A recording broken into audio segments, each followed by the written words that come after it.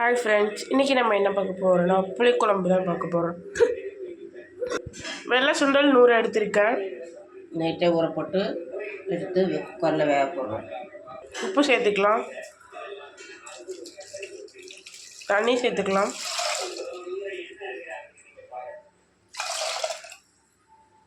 இப்போ வேக போட்டுக்கலாம். பயிர் நல்லா வெந்து வந்துருச்சு. இப்போ குழம்பு வச்சுக்கலாம்.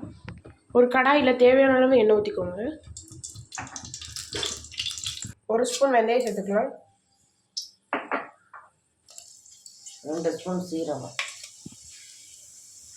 சின்ன சீரகம், கருவேப்பிலை சேர்த்துக்கலாம். சின்ன வெங்காயம் கொஞ்சம் சேர்த்துக்கலாம். 7 சின்ன சின்ன தக்காளியை எடுத்துருக்கேன். இப்போ நறுக்கி வச்சுக்கலாம்.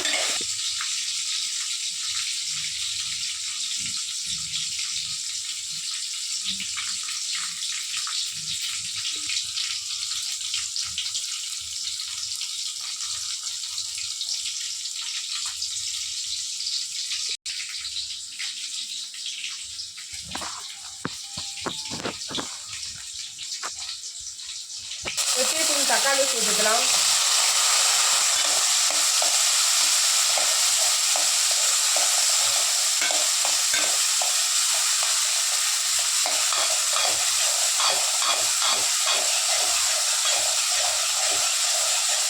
உப்பு கொஞ்சம் சேர்த்துக்கலாம்.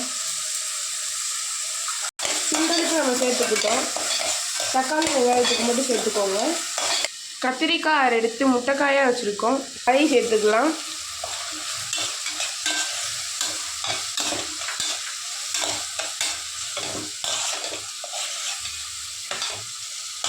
ரெண்டு துண்டு மாங்காய் சேர்த்துக்கலாம்.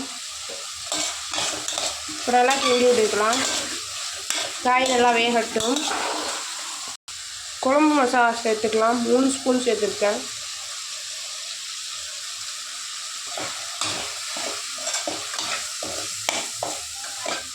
சுண்டல் வேக வச்சதை ஊற்றிக்கலாம். இது நல்லா வேகட்டும். கொஞ்சம் நேரம் கழிச்சு வந்து பார்க்கலாம். தேங்காய் 1 மில்லி எடுத்துருக்கேன். குழம்புக்கு தேவையானது கொஞ்சம் தான்.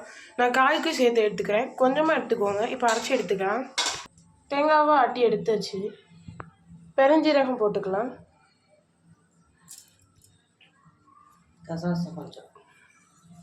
கசகசா கொஞ்சம் போட்டுக்கலாம். தண்ணி கொஞ்சம் ஊற்றி அரைச்சிக்கலாம். தண்ணி ஊற்றி கொஞ்சம் குறவரப்பாக அரைச்சிக்கிறோம். ஊற போட்டு கரைச்சிக்கிறோம். காய் நல்லா வந்துருச்சு. இப்போ கரைச்சி வச்சு புளியை ஊற்றிக்கலாம்.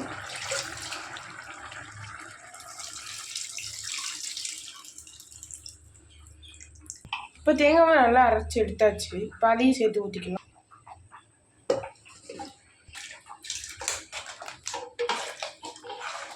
கீழே வந்து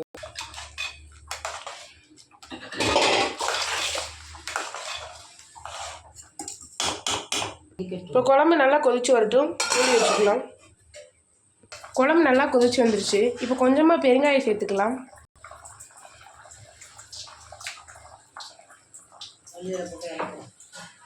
இப்போ மல்லியில் போட்டு நம்ம இறக்கலாம். அவ்வளோதான் ஃப்ரெண்ட்ஸ். பிடிச்சிருந்தா லைக் பண்ணுங்கள், ஷேர் பண்ணுங்கள், வீட்லேயும் செஞ்சு பாருங்கள். Bye friends.